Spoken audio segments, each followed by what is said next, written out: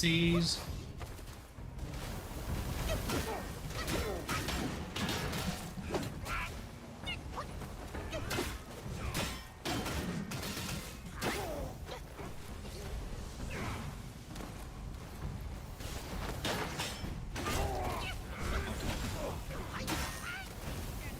What the fuck is happening, mates?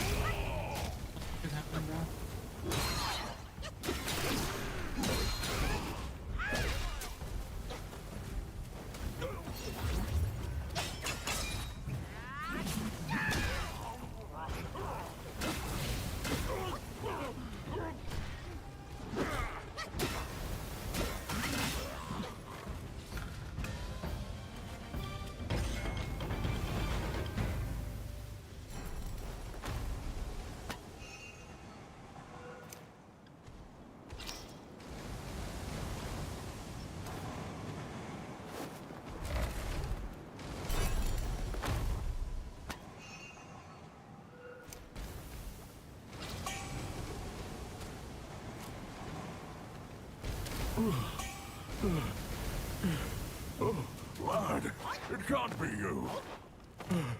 I thought you were one of them. What happened to me? The vanguard of the Bull King is relieved you're unharmed. Well, consider yourself lucky. I knew of you long ago. The thing you seek, the king must know about it.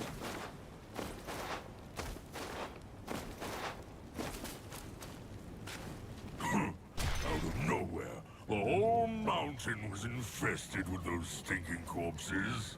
Some coffin carts blocked all the passes up, burning everything in their path. You seem clever. How about you find a way to destroy them, eh? They're called Five-Element Carts, an evil and powerful invention of the King's son.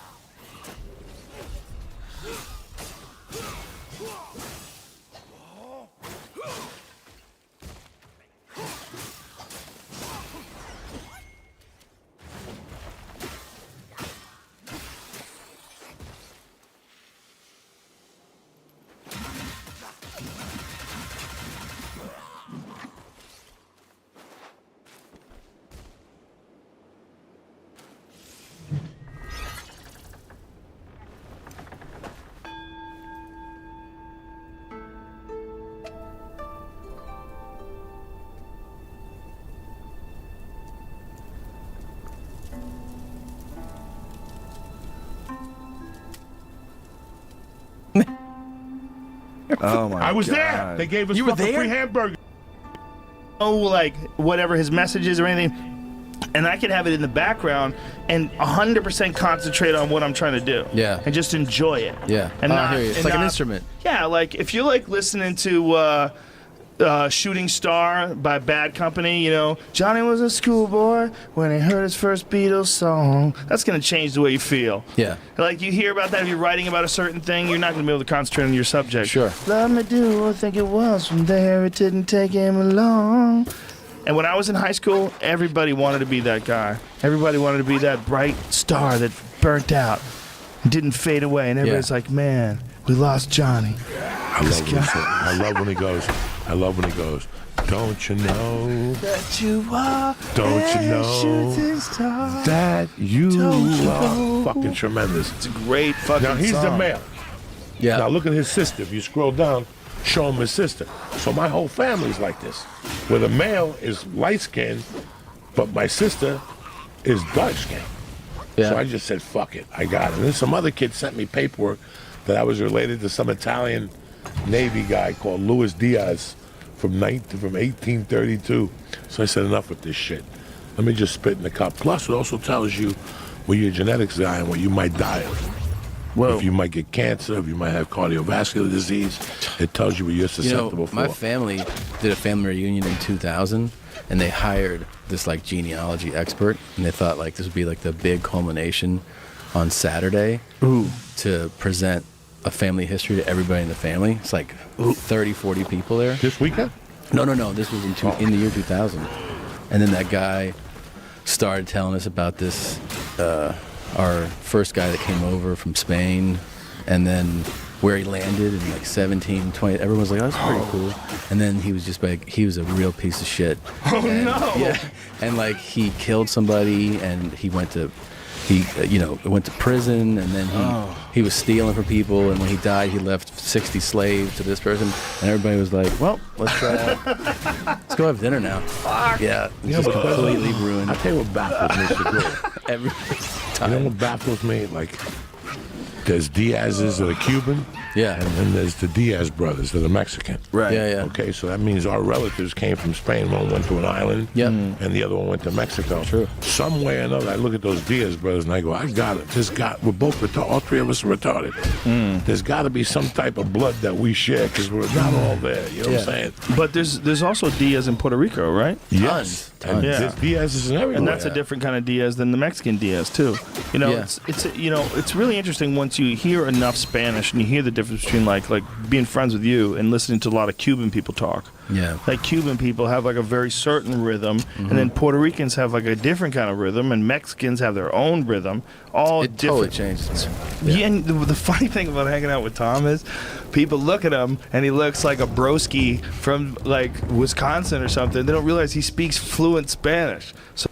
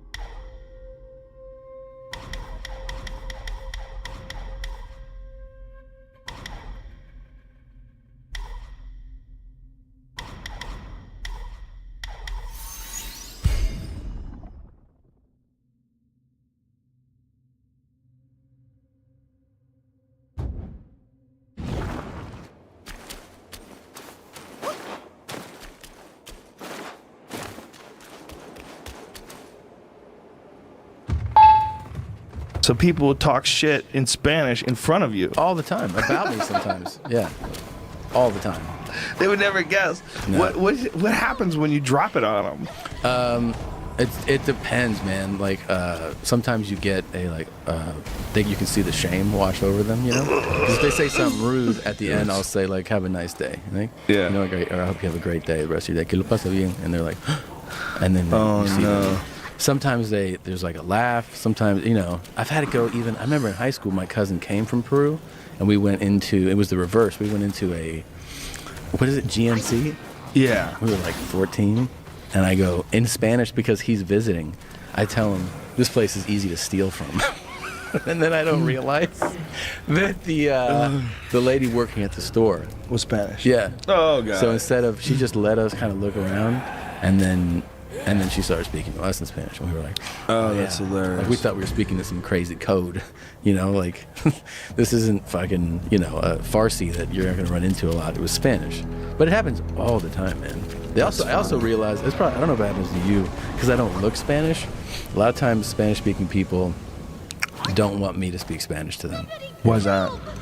If they're here, they're not appreciating that you're not letting them show you that they can speak English a lot of times. That's interesting because Americans wouldn't give a fuck if you were over in like Italy and someone started talking English, and you had like one of those translators. You're trying to like, yo soy, you know, you try to talk to him and he just starts saying, "Is it no problem? I speak perfect fluent English." You're like, "Oh, great, thank God." Yeah. Let's just talk English. Here it's different though. You'd never be like, "Oh, let me struggle."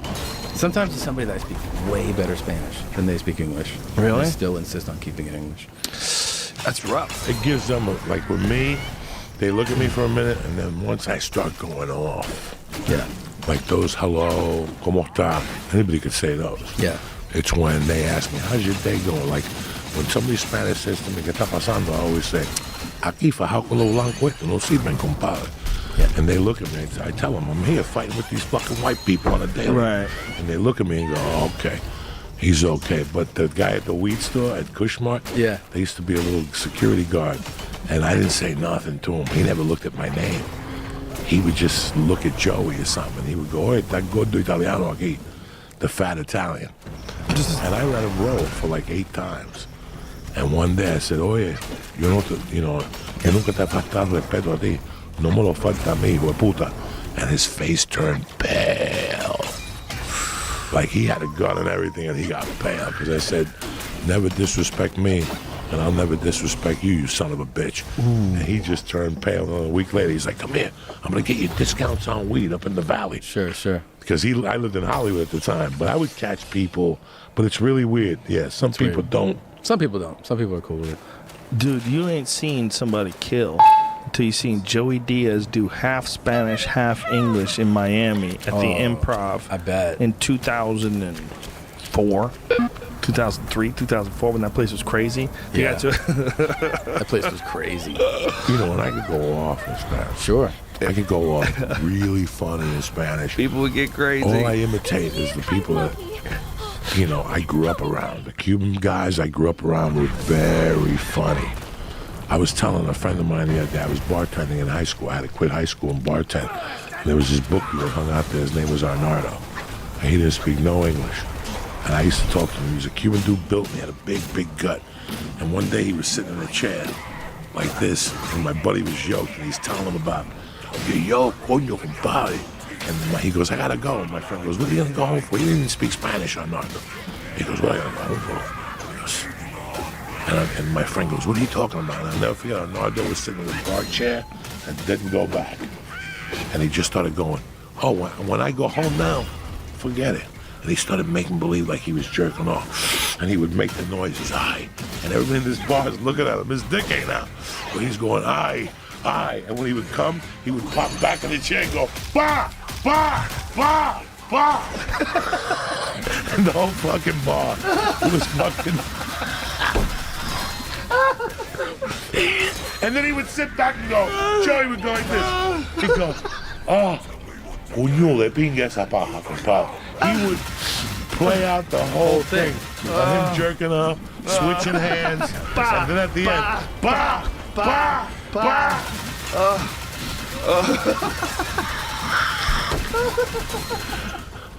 The people you run into in your daily fucking life. If you do that today, they'll put you in jail. If you do that today, if you lean back in a bar and start jerking off into the sky, oh my God, they put you in jail. That's sexual assault. Just to do the impersonation? I'm sure. Didn't Jim Morrison get in trouble for that? He pulled his dick out. He pulled his dick out, I think.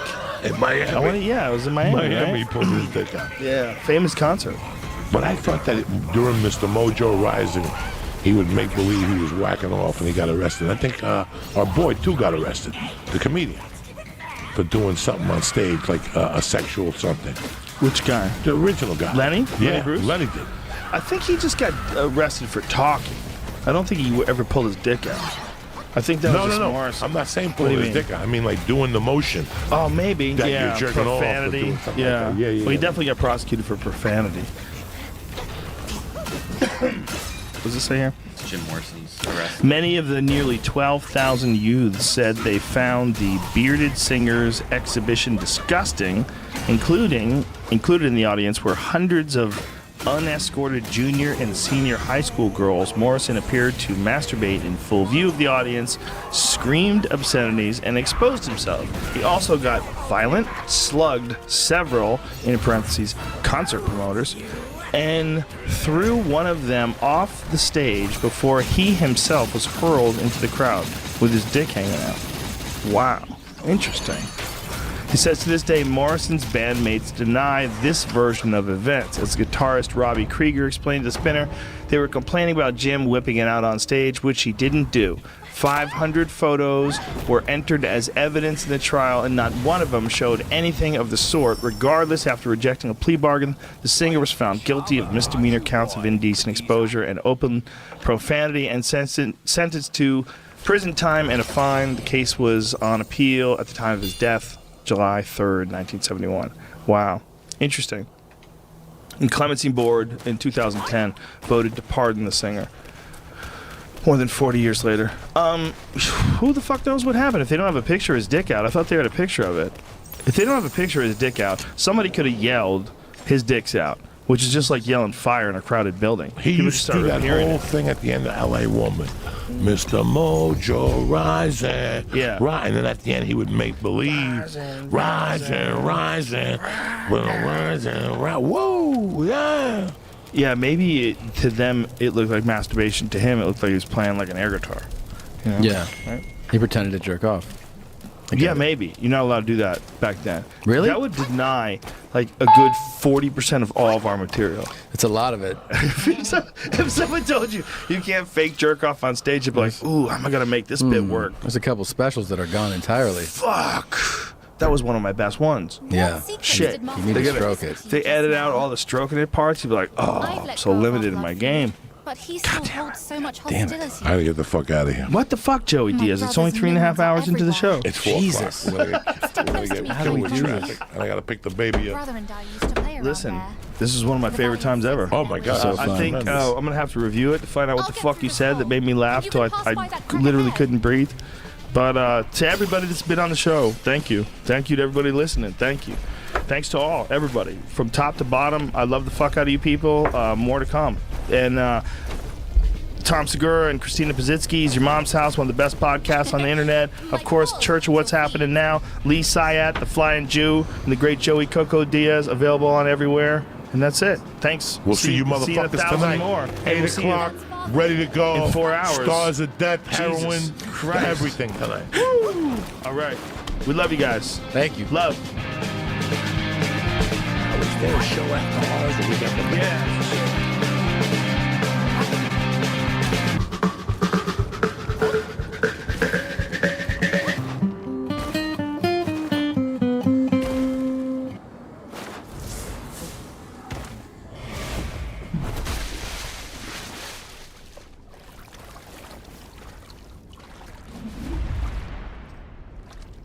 Got it! Quite nearby, there is a deity we can turn to. One said to be Mother's old friend. If we could persuade him to come along, maybe he could talk Mother into giving us the fan. I'll go find him. Be careful out here.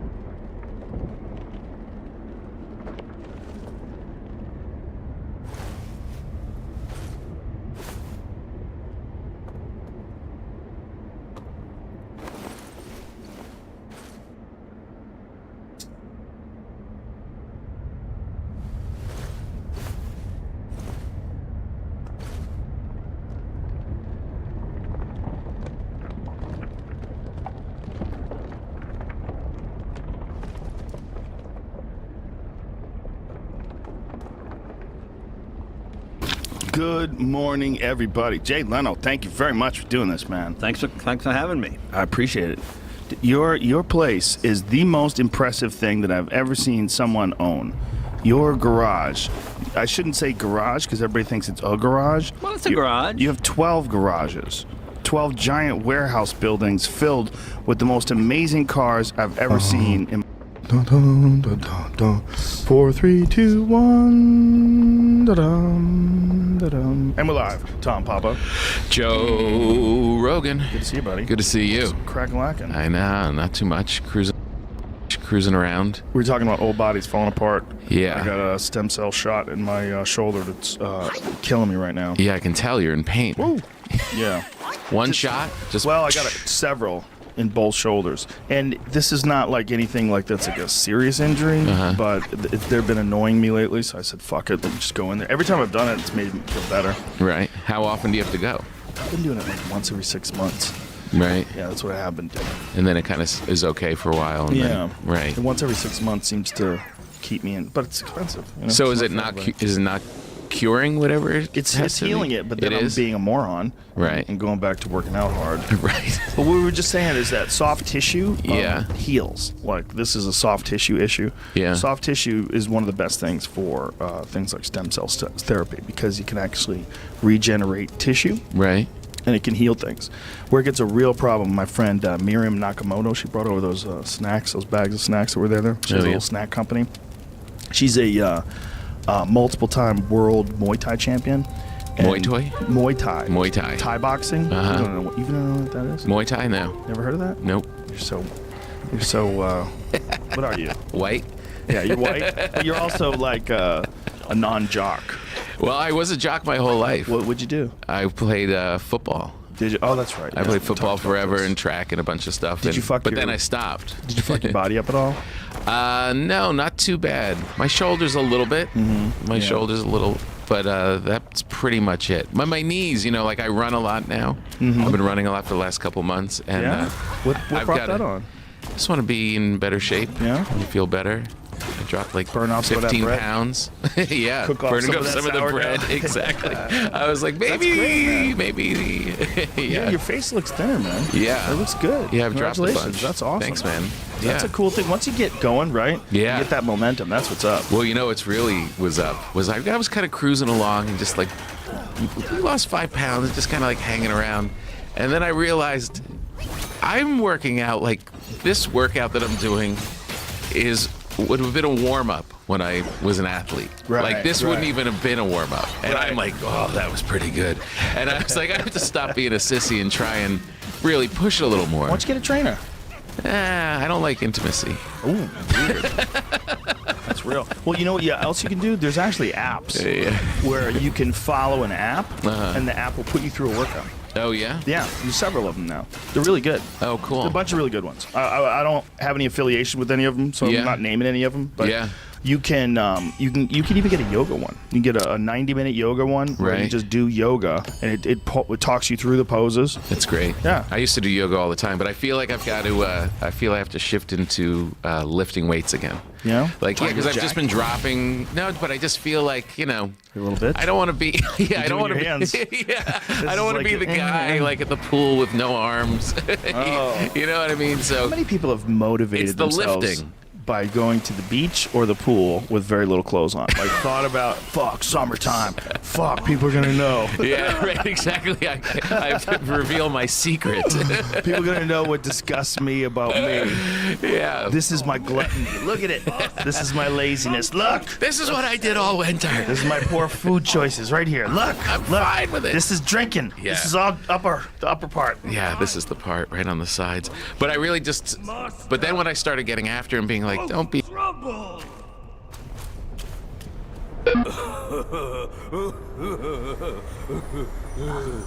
Wanted monkey.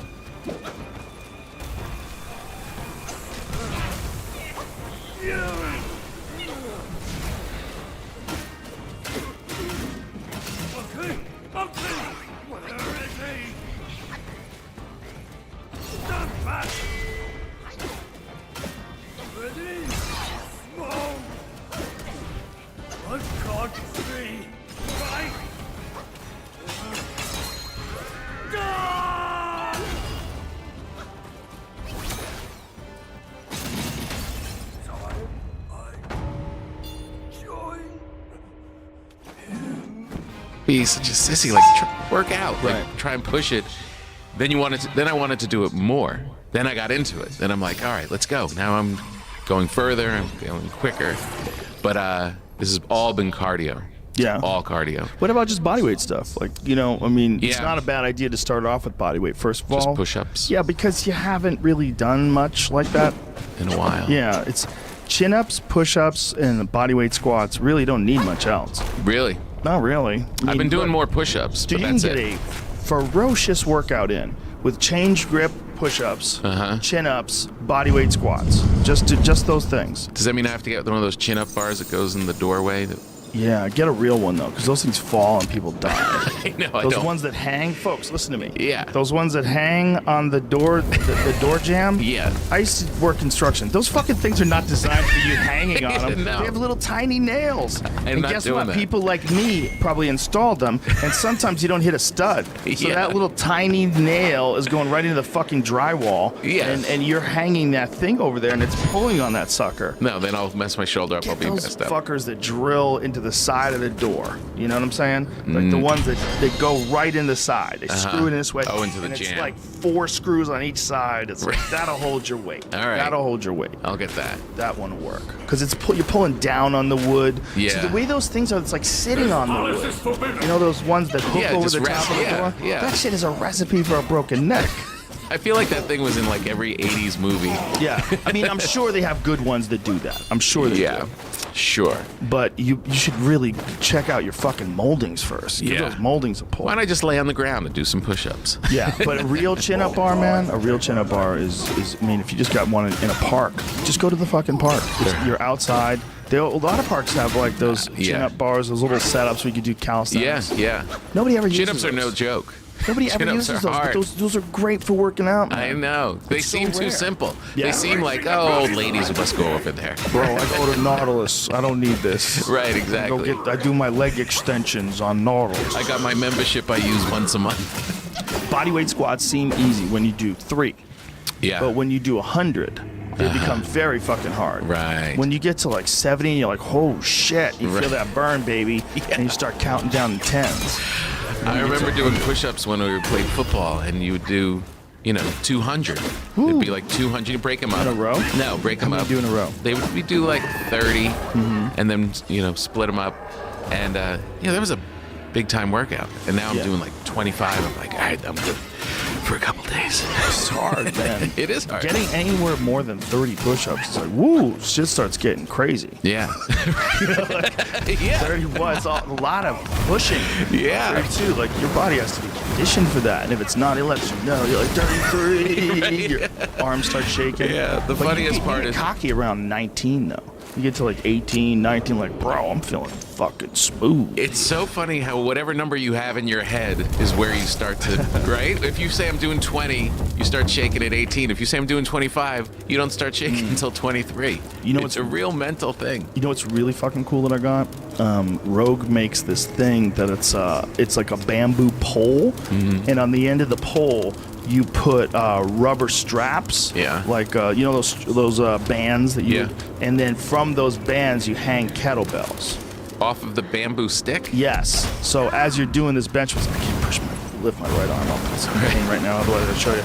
As you're doing this thing, everything's all wobbly. Everything's super, super wobbly. Because first of all, the kettlebell is hanging from rubber, and then the stick, this bamboo thing, is super wobbly.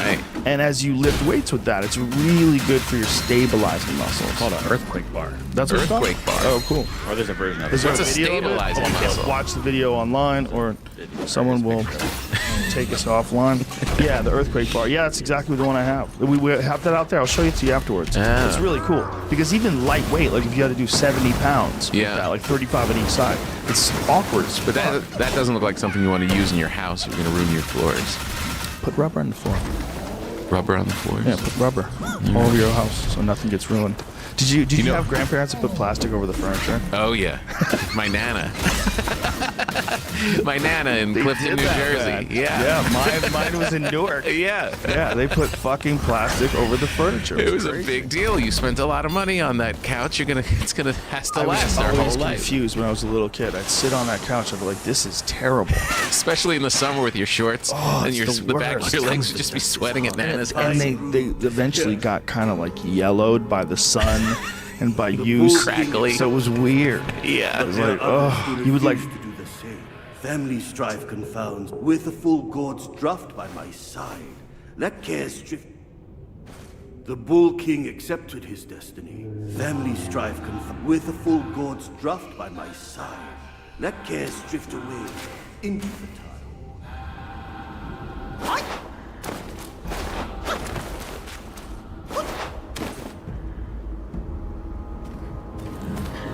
For breaching the palace, you shall pay with your life.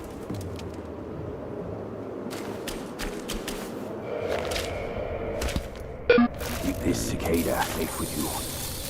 It'll come in handy. Enough about your brother. If you care for him so much, why not go back to him and give me some peace? If you would act, Mother, then I implore you to lend me your fountain fan to save Father. Save him, or this mountain from its doom. Both are beyond this plan. Mother, please, I am begging you. Father's life hangs on a thread which Brother could cut short any moment.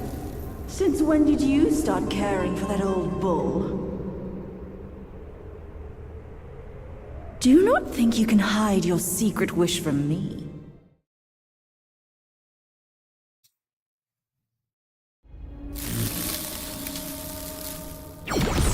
Quick on your heels, huh? Well then, boy, let us teach this brazen adulterer a lesson. Vile beast! Your savagery knows no cure. But you will behave once my sourceless water from Tushita drops.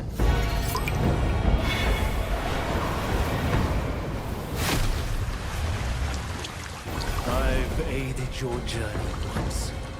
Now I shall aid you again on your way to death.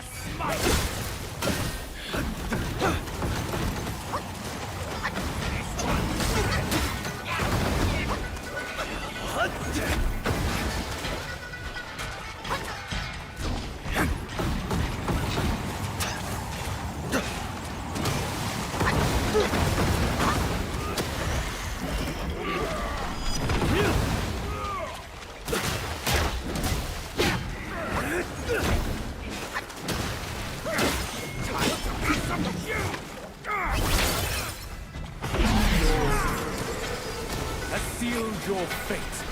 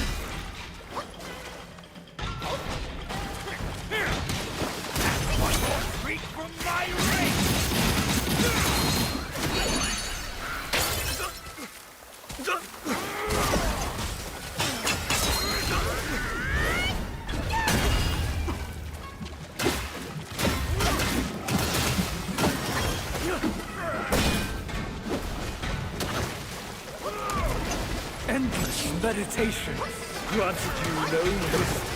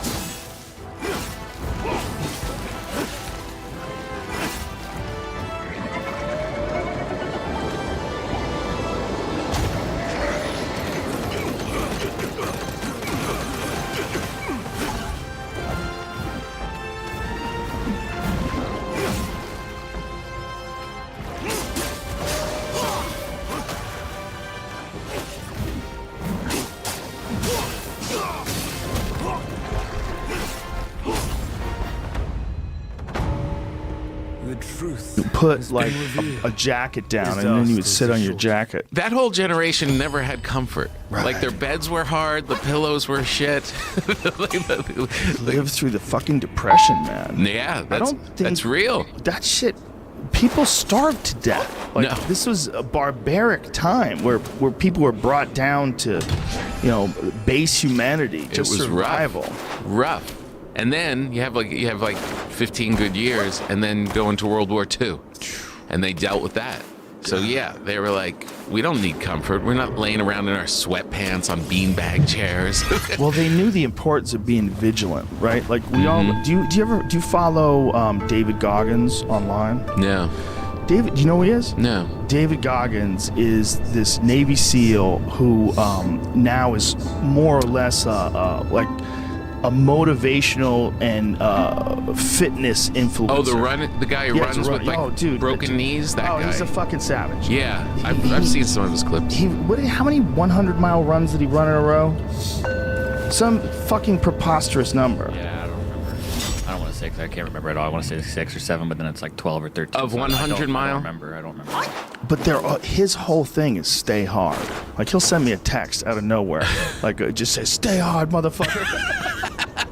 There's a lot of weak ass bitches out there. Yeah. Because first of all, if you're a Navy SEAL, right? This is the pinnacle of hand-to-hand combat and armed forces. Like those motherfuckers are all special humans. Yeah. And then on top of those motherfuckers being all special humans, there's guys that can just put a little of that message out, like, hey, you are soft as fuck compared to how people used to be. Right. You're all soft as fuck compared to those World War II people. You gotta stay vigilant. Back then, everybody had to stay vigilant. Yeah. You had to deal with just day-to-day life. You had to deal with what was coming from Hitler. You had to deal with. You had to tune in at a certain time to find out what was happening. Yeah. Everybody had to gather around the TV for the news. That was all the news you got. That's all the news you got. You only got an hour's worth. That was it. You didn't know what the fuck was going on. Nothing. And they were better off for it. And Were they really? What's that? I'm so tired of that. What? That they were better off for it? I don't need to know. So not better off for it. Why? You're way better off recognizing that you're luckier than those people, having some fucking discipline, watching a David Goggins Instagram clip, and get your fucking shit together, Tom Papa. No, I'm not. I agree with everything you just said. But I'm saying they were better off not being fed a news diet 24 hours a day. Yeah. Mentally. Probably. We're the first human beings that have had to deal with this onslaught. It's a double-edged sword, because if you don't get fed that, you don't find out about Julian Assange getting kicked out of the embassy in London. You don't find out about a million different stories that are in the news. It's a fun story. It's a cool story, but do I need to know it? It's a fun story. That's a quote for you from now on. Hey, what about Julian Assange? Tom Papa, hands up. In quotes. It's a fun story. It's a cool story, but I don't need to know it. Holy shit. Really? You just redefined white privilege. Well, right you hit it. You hit it on the head and lit it on fire. No, but seriously, what can I do about a lot of these? Look, I think it's good that information's flowing and that moves everybody forward, but for me sitting in there trying to tell some jokes and feed my kids, it's like, do I need to know everything, every trouble spot going around the world? Well, it's like, that is a very good question. It's like, how much responsibility do you have to be tuned in to all the events of the world and to act? Like, how much responsibility do you have outside of voting? And do you have the responsibility to vote? Because there's some people that are very interesting people that don't vote. Yeah. I don't agree with that. Yeah, I want to participate. I understand that, but I don't think Michael Malice votes, doesn't he? Didn't he say he doesn't vote? I think he said he doesn't. I forget his reasoning, but it was very logical. No, I understand the argument, but even if it seems kind of false, I think it kind of like mentally engages you in the world. It's like you should be trying to participate. I think his perspective is that as a commentator on the world, that'd be better off if he didn't actually vote and just look at it how he really sees it on both sides. Right. I'm stay impartial. I'm sure I'm butchering the way he would phrase it. Right. I think it's in the spirit of that. Yeah. If you vote, you don't have a right to complain. All right. Okay, that doesn't even make sense. That doesn't make any sense at all. That was deep. Well, you know. But I think, but look, it's a lot. Look, I think it's trying to be a good person on just a person level and try and take care of your family and work hard and be good with people and help your community. That's kind of the extent of what you can do, and hopefully that spreads out. But, you know, Right. Julian Assange, okay. Jesus, bro. Well, really, I mean, why is that? You know, Well, like all those people that we're talking about at that generation that only got news during that 6 o'clock hour. You know, were they less citizens of the world because they only got that little dose?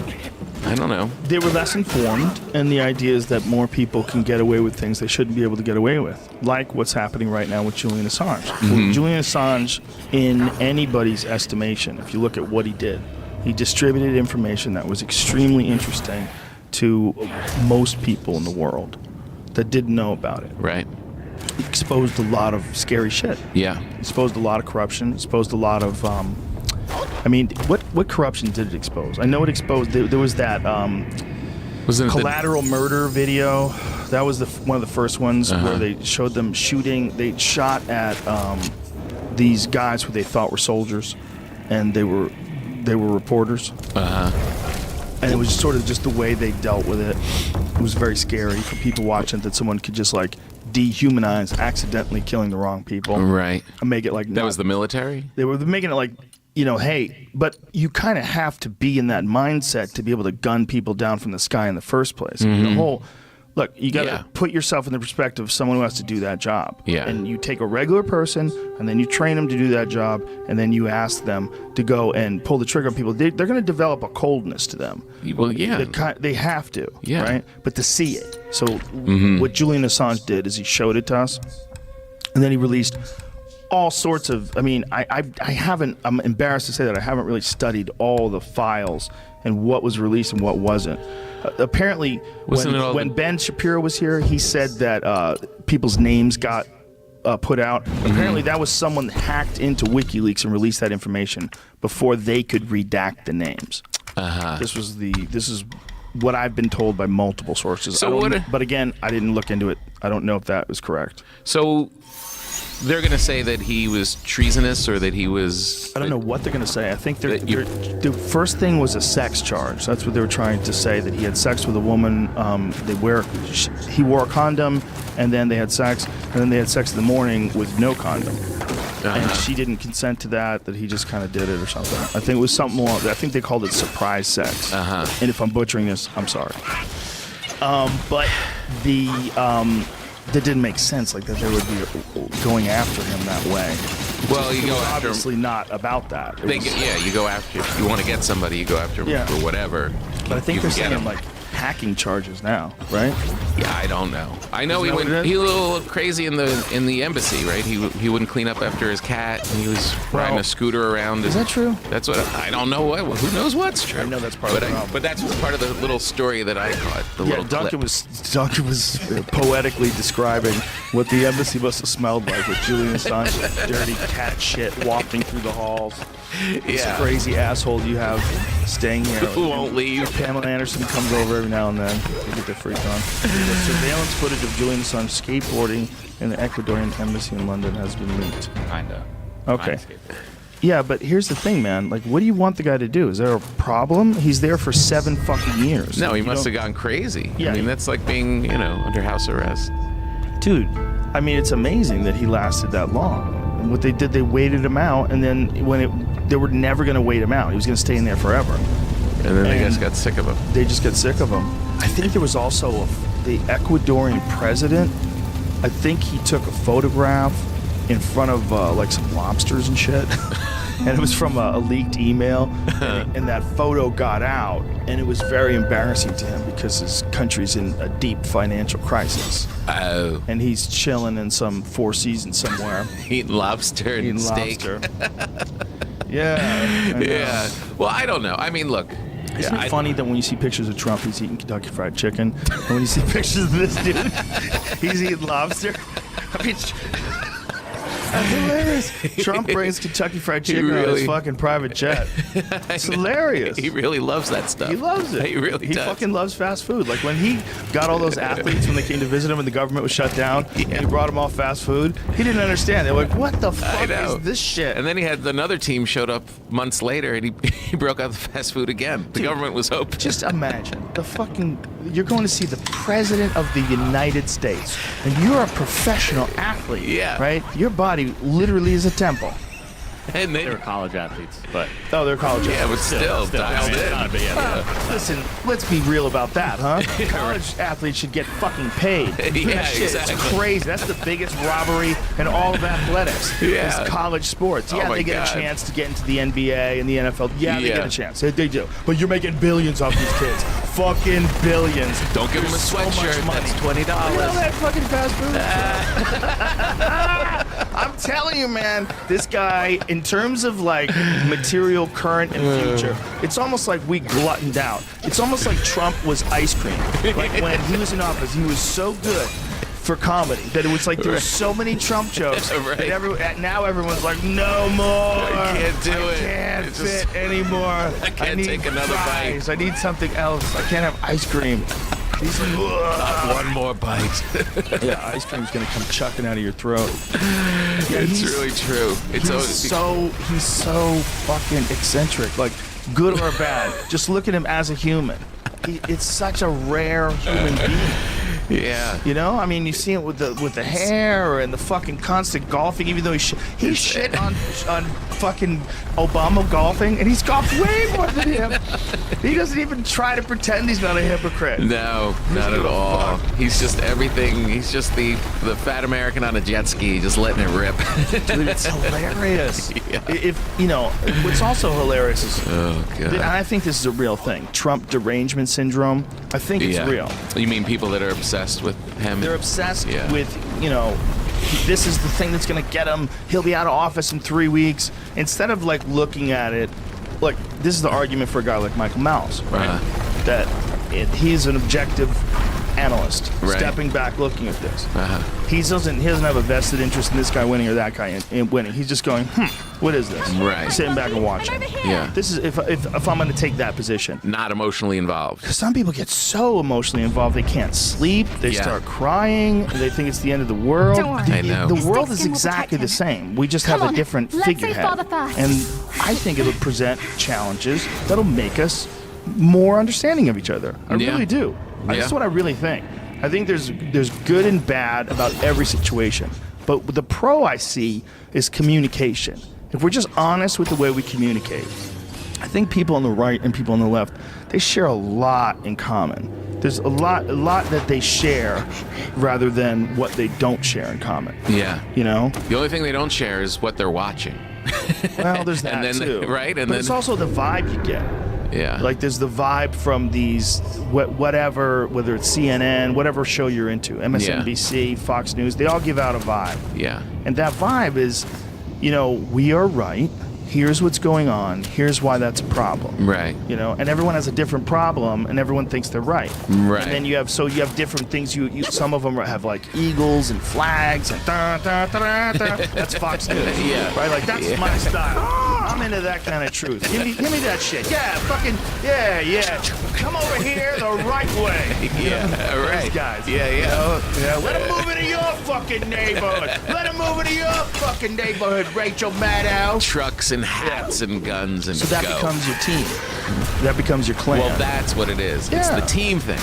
Most of it. And the unfortunate part is both are spending so much time rather than thinking about this is the problem that we have to deal with. They're spending all their time thinking those other people are assholes. Right. Exactly. It's the venomous attacks against fellow Americans because they have a slightly different view about healthcare. That part is the derangement of the culture right now. They're not enemies. They're Americans. And, you know, we're all on Team America. Exactly. If we're gonna agree to this fucking thing, look at that, bro. Exactly. That is. We're all together. I'll show you something, bitch. It is a wild country. When you travel around. Look at my phone. Watch this. What do you got? Wow. The flag blows in the wind, bro. It moves. I believe in America as a concept. I don't think it's a bad thing to believe in America as a concept. No, come I on. think we're getting better. We're working on this. I think this idea that like people were complaining that someone put the American flag on a cop car in California. Did you see that shit? No. Yeah, like, hey, we're in America. What do you mean they put What's it wrong on a with cop putting car? an American flag on a cop car? Like just draped it over it? No, like they had like the side panel where it says the police department has the American flag incorporated into their logo. Oh. Like, what do you hate America? Yeah, what's wrong with that? I like it. Yeah, that's pretty. I like it. I fucking salute those guys as they drove by. Laguna Beach. What's yeah. the problem? Yeah. Who doesn't like the American flag? What's wrong with being a patriot? It's imperialism, man. Ah, geez. It's everything. It's all the good too. It's all the creativity. Yeah. All the art, all the love, all the positive people, all the influential opportunity. people. It's amazing we're look one at this. country. Look at this. Oh my God, listen to this fucking quote. We have such an amazing community of artists here, and I thought the aesthetic didn't really represent our community. This person said, it feels very aggressive. Bitch, you're in the winner's team. Right. Okay? You're in Laguna Beach. Yeah, it's aggressive. An artist in Laguna Beach just loving life. Margaritas every day at 4. It's aggressive. That's why you can walk around with flip-flops, you fucking idiot. It's aggressive. But it's not aggressive to you. It's not aggressive. Police are your friends. If something happens to your house, who do you want to come? A guy with his watercolor kit, or the police? Yeah, but they're not even saying that. Like the police car, the colors on the car. Yeah. They're not saying we shouldn't have police. Right. They're saying that flag is too aggressive. Like, Yeah, but it's the flag and the police. Yeah, but like, why does the flag make it more aggressive? That is so stupid. I don't get it. But it's that thought process. There's just something wrong with us. Well, there is that knee-jerk reaction from people on the far left that think that everything we do is evil. You know, from the beginning of the country to now, we're just corrupt and evil and awful. Then why are you still here? Well, why are you going to the arcade? They would all admit that it has great qualities. The problem is when people really focus on only the negative aspects. Right. The negative aspects of this country are real. They're real. Of course. From top to bottom. In every right. In every group of human beings, the negative aspects are real. But this group of human beings, in a relatively short period of time, this group of human beings has managed to accomplish insane architecture, music, comedy, writing. That's right. And dominate the world. I mean, it's a crazy fucking weird place, but dominate the world in a democratic sense, right? With a democratic election in their country, at least. In a mostly peaceful manner. The real problem was, then you start wondering like what the United States does outside of this country and whether or not they should be doing it, right? It's like, are they doing this because they have to do this because this is the way the rules work in that country? Or, I mean, why are they propping up this guy when this guy is clearly a dictator? Is it better to have the dictator in charge than to have it become a failed state like Libya? All the shit that's way beyond our pay grade. Right, That's exactly. where things get screwy. And you say like, yeah, I don't like what America does overseas. Okay, I don't exactly know what they do, and I don't think you do either. No, exactly. I think there's some... Until Julius Assange tells us. Yeah, well, clearly some people know, right? Yeah. Some people are super educated and informed. I'm not denying that. Yeah. But what I'm saying is that most of the people that have these really aggressive opinions about these things. Yeah. And look, I don't necessarily think they've thought about it too deeply. No, but you also know that, you know, look, everybody knows the country does some dirty stuff in places that wasn't cool. Well, find sure. the country doesn't. You're right, exactly. Yeah, it's like the thing these militaries and these countries have to do in order to keep peace and stay alive. Yeah. And you know, you want to shine light on that, so maybe it's not done again. But it's part of the thing that we were talking about before about like our grandparents not having a lot of the information, and in a way that you're living in the dark, and that's bad, but in a way you're living in the light now and you see everything. The problem with seeing everything, I think it kind of is a problem, is that you realize that no organization, no country, no government is flawless. No person. They're flawed. Everything is flawed. Everything. And now we have this idea that if somebody isn't perfect, they should be just run out of town. Canceled. Yeah, canceled. Kicked out of office, whatever. Yep.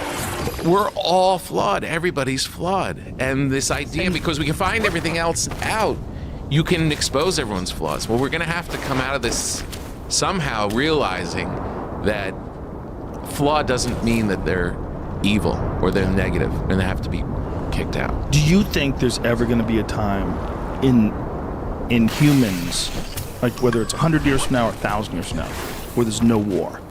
Yes. Yes, I do. How do you see that happening? Well, it's going to start with cop cars with flags on them. And then they're going to patrol around. I think it would be technology. And I think it's a matter of everybody becoming more comfortable. If you can have people, this is like a Thomas Friedman idea, that if you want to stop like people fighting in the Middle East, give them all the comforts of a good society. Let them be able to go eat McDonald's and sit in a coffee shop, and all of a sudden you don't want to fight as much.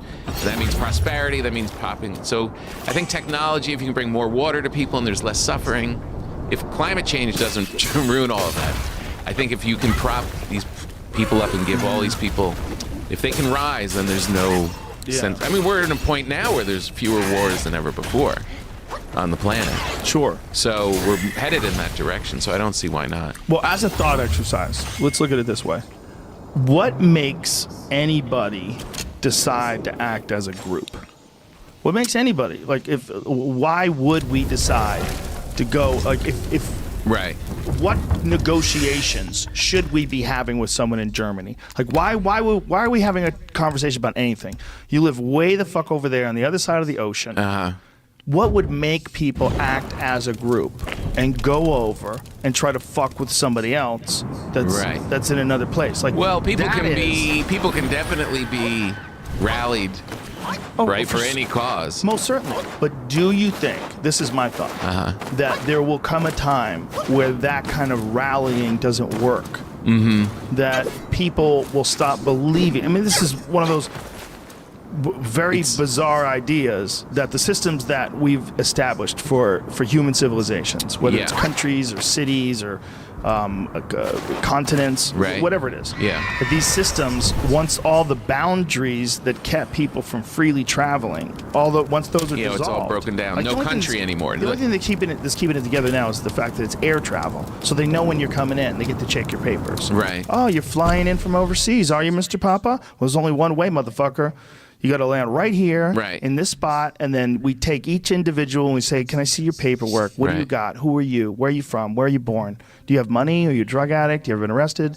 And they're allowed. They could still do that way. If that didn't exist, if it was way easier to go to Germany, like if there was a technology that would allow you, like a person like you or me, the same way we could drive places, we could just fly into somewhere and land anywhere. Destined ones.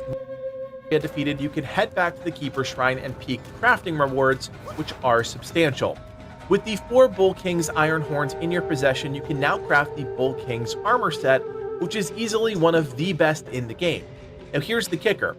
You can only craft 2 of these pieces in any one playthrough.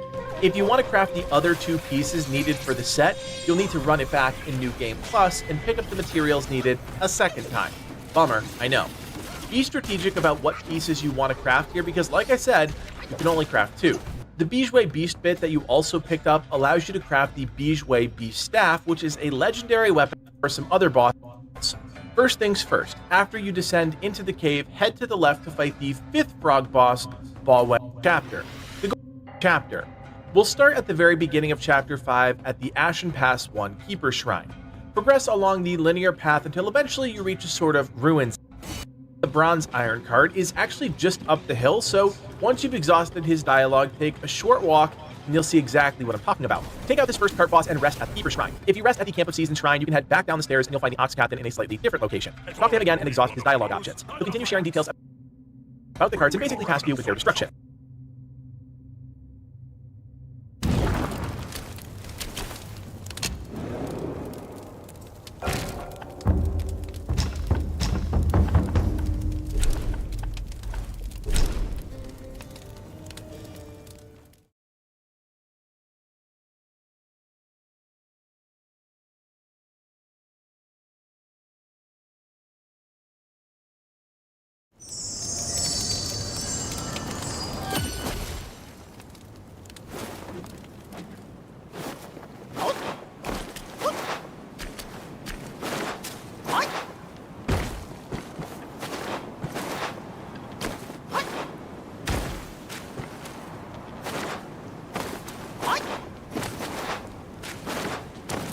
I tolerate no evil under my nose. Neither does my axe. Bring me more revenants so I can chop them up. Heed my words. The Red Boy's carts are nothing more than a distraction. Thinks he can outwit me. Bah! That brat! Make haste and head up the mountain.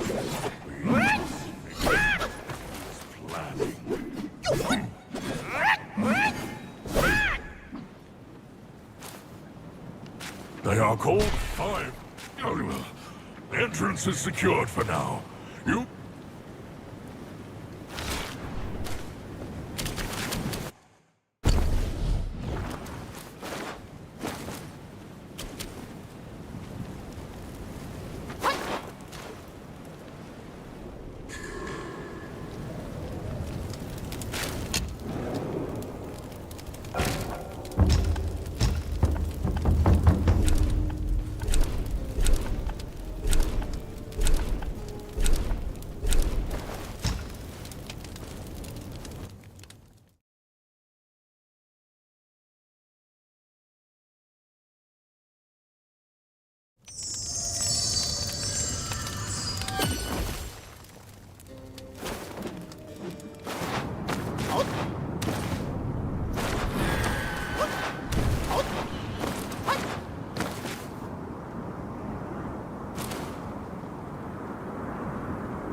Now, a small note here, it doesn't matter when you talk to this NPC again. You can choose to do it right after you kill the brown iron cart, or you can wait, like I did, until closer to the end of the chapter. The goal here is just to get the NPC to move to a second location.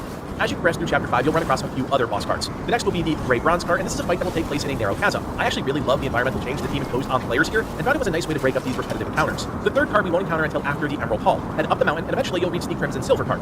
If you progress the Vanguard Captain's dialogue up until this point, he'll actually join you in the fight. Sadly, I didn't know this was a thing when I actually did the quest line, so in my case, he's just standing there complaining about how I didn't leave him anything to snatch with his axe. Talk to him and exhaust his dialogue options again.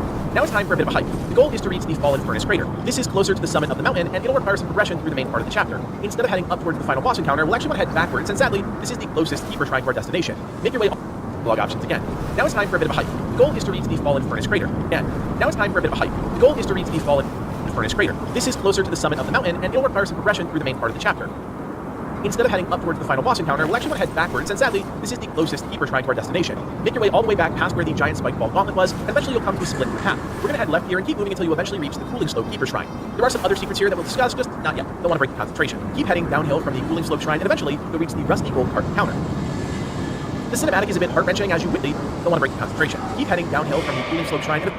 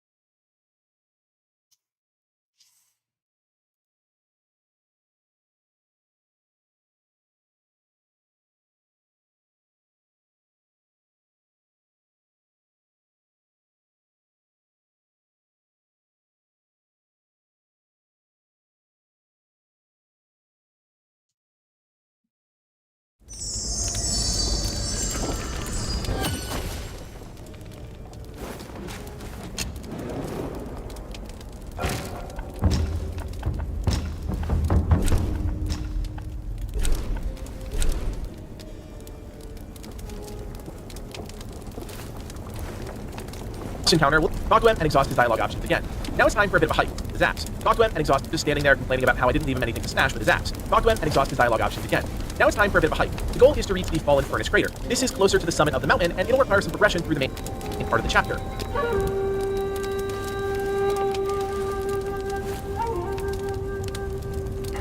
Instead of heading up towards the final boss encounter, we'll actually want to head backwards, and sadly, this is the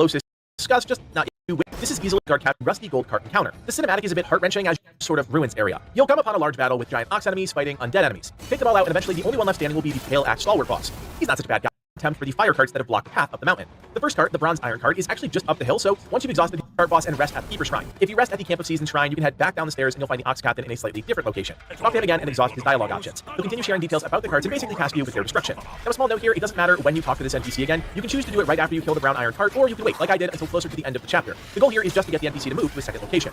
As you progress through chapter 5, you'll run across a few other boss carts. The next will be the gray bronze cart, and this is a fight that will take place here and after the Emerald Hall. Head up the mountain, and eventually he'll actually join Casey's to stay his dialogue options again.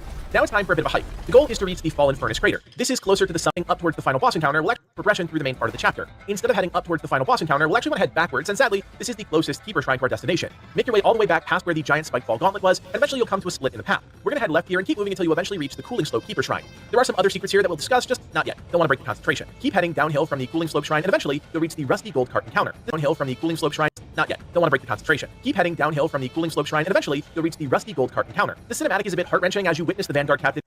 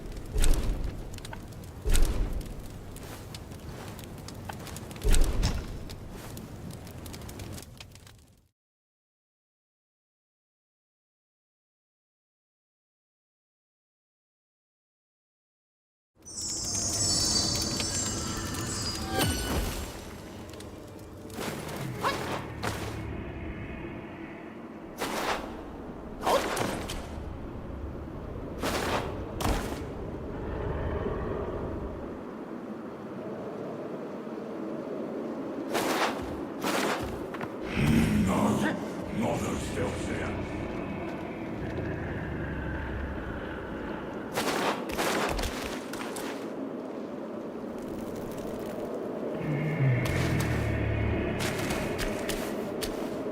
You brat! You should have spared. I can see the king from. I wonder what's behind all. Alright, I feel blind. We should find the king. The Bishwi beast is treasured by the king as his own kin. The Bishwi beast is treasured by the king as his own kin. How could it simply vanish?